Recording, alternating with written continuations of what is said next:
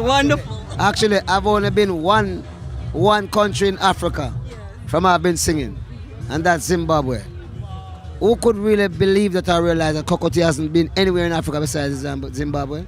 Well, I think us as South Africans in Africa should actually anticipate seeing you there sometime soon. You know what? I'm feeling sad right now.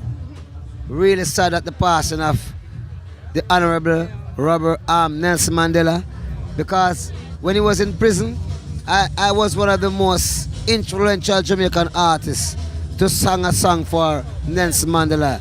The song called Ease Up President Bota. If you don't ease up, you're going to set the whole place on fire. You know what I'm saying? And to know that Nelson Mandela passed, and I've never even got to perform in South Africa. When he came to Jamaica, I performed, and he was there, but I've never seen him in South Africa, and I'm really sad that this is passed. Very much, very much. I think to all the South African promoters out there, Koko T would like to come back home, so you better get your pens ready to get his information from African Life. Well, Koko T, where did the name Koko T come up from? That came from my mother. One evening my mother said she didn't want to cook any hard food. She didn't want no dumpling or no yams and things like that. She just wanted to boil some tea with some bread and really take it easy for that evening. And I said, yes, Mama, some hot Koko T. But my neighbor's children were around, because, we played together and things like that. They started calling me Koko T. I was very upset about it. And then, the name stuck to me, because whenever you're upset about a name, it's sick to you. You know what I'm saying? So what can I say? It's comical as to how a nickname can actually stick over the years, but it's the name has transitioned and grown and become such a very big, renowned name with a legend like yourself in this genre of music. What does repatriation mean to you as an artist? Very much, because being the son of a slave, because our ancestors are from Africa. We belong to Africa, but we were taken away by slave masters and sent, like I would call it, to the Caribbean.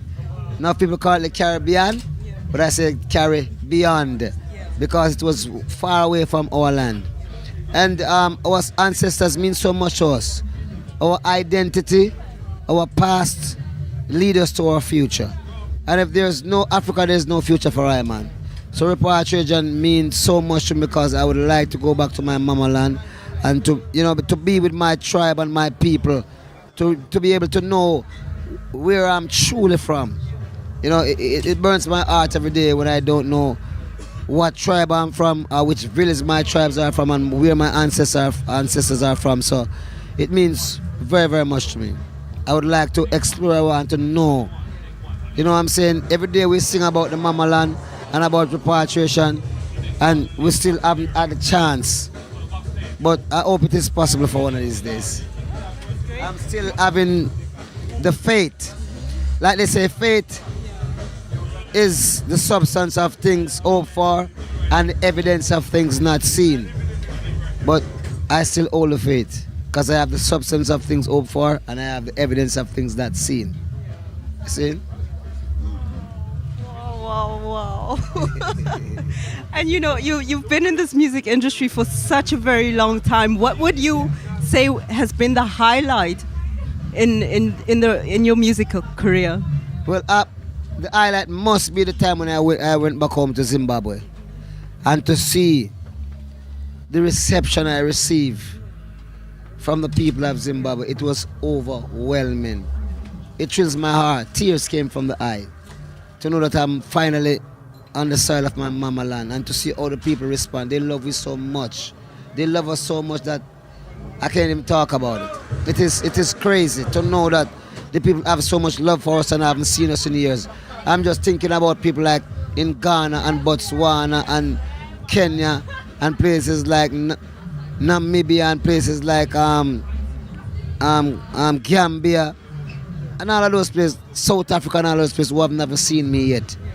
I hope that in my journey on this earth, I would return to my motherland. In the rich tapestry of reggae music, few voices have been as smooth, as soulful, and as enduring as Colvin George Scott, the man the world knew and loved as Koko T. From the fishing village of Rocky Point to international stardom, from dancehall pioneer to roots reggae ambassador, Koko T's journey was one of authenticity, humility, and unwavering dedication to his craft. On March 11, 2025, the reggae world lost one of its most beloved voices, but his story and his music lives on. This is the complete life and legacy of the man who gave us I Lost My Sonia, who made us rock with Rocking Dolly, and who reminded us all to tune in to something greater. Today, we celebrate not just a musician, but a cultural ambassador, a family man, and a voice that brought Jamaica to the world. Born on September 3, 1959, in the small fishing village of Rocky Point, Clarendon Parish, Jamaica, Colvin George Scott entered a world where music was as natural as breathing. Rocky Point wasn't just a place, it was a community where every yard had a sound system, every corner had a singer, and every child grew up knowing the rhythm of reggae. The nickname Koko T came naturally to young Colvin. As a boy, he had an insatiable love for the hot chocolate drink that Jamaicans call Koko T. His grandmother would find him every morning, cup in hand, humming melodies that seemed to come from somewhere deep inside. Growing up in the 1960s and 70s, Koko T was surrounded by the golden age of reggae. Bob Marley, Dennis Brown, and Gregory Isaacs weren't just musicians, they were voices of the people, prophets of a movement that was changing Jamaica and the world. By his teens, Koko T was already known in Rocky Point for his voice. Local sound systems would invite him to sing, and even then, there was something different about his delivery, smooth, like honey, but with the power to move mountains. Like many young Jamaicans of his generation, Koko T's musical journey was inseparable from his spiritual awakening. He became a devoted Rastafarian, embracing not just the faith, but its message of unity, love, and social consciousness. This spiritual foundation would become the bedrock of his music, influencing everything from his choice of lyrics to his lifestyle. For Koko T, reggae wasn't just entertainment, it was a vehicle for spreading Jah's message of love and unity. The path to reggae stardom in 1980s Jamaica was never easy. For every Bob Marley, there were hundreds of talented singers waiting for their moment. Koko T spent his early 20s honing his craft, performing wherever he could get a microphone. Unable to stay away for too long, he gained experience singing live on various sound systems before eventually finding his way to Henry Junjo Law's Volcano label in 1984. It was a pivotal moment that would change everything. In 1984, he scored big hits with first Rocking Dolly and later I Lost My Sonia, under the name Koko T. These weren't just songs, they were anthems that would define a generation of reggae lovers. Rocking Dolly showcased everything that made Koko T special: his smooth vocal delivery, his ability to tell a story, and that indefinable quality that made you want to hear the song again and again. He became successful worldwide in the 1990s and expanded his fan base, thrilling with songs such as Israel's King, Way Dem, and many others. From Europe to Africa, from Japan to the United States, Koko T's voice was carrying the message of Jamaica to every corner of the globe. His signature songs like Lost My Sonia, Tune In, and Rocking Dolly became part of reggae's essential catalog. But more than hits, they became cultural touchstone songs that defined moments, relationships, and entire eras for reggae fans worldwide. For Koko T, Rastafari wasn't just a religion, it was a way of life that influenced everything he did. His conversion brought depth to his music, moving beyond dancehall party anthems to songs with serious spiritual and social messages. The conversion was reflected in his music, with songs like Settle Down, Don't Be Shy, Too Much Fussing and Fighting, and I've Gotta Love You, showing an artist who had found his higher purpose. Koko T understood that with his platform came responsibility. Turner said Koko T made his mark as a consistent hitmaker, with songs like Tune In, Crying, Time, Must Unite, and Come Again.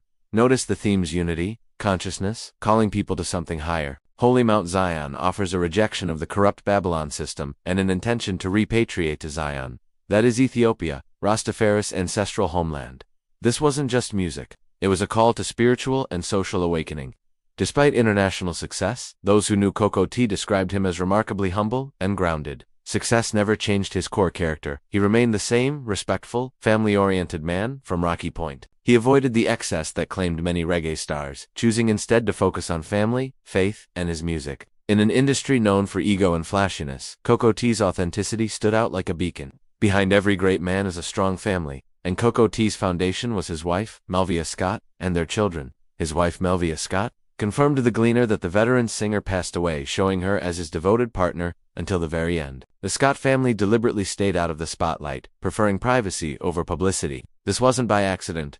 Koko T believed in protecting his family from the pressures of fame, giving his children as normal a childhood as possible. While specific details about his children's involvement in music remained private out of respect for the family, Those close to Koko T speak of a musical household where talent and love for reggae naturally flowed from father to children. The influence of a father who lived and breathed reggae, who brought international stars to family gatherings, who showed that music could be both art and livelihood. This kind of influence doesn't fade, it multiplies. Many of Koko T's love songs drew inspiration from his own marriage and family life. The authenticity in songs about relationships came from a man who knew what real love looked like, who had built something lasting in a world where relationships often crumble under pressure. On March 11, 2025, at 4:46 in the morning, Colvin Koko T. Scott passed away at a hospital in Broward, Fort Lauderdale, Florida, following a cardiac arrest.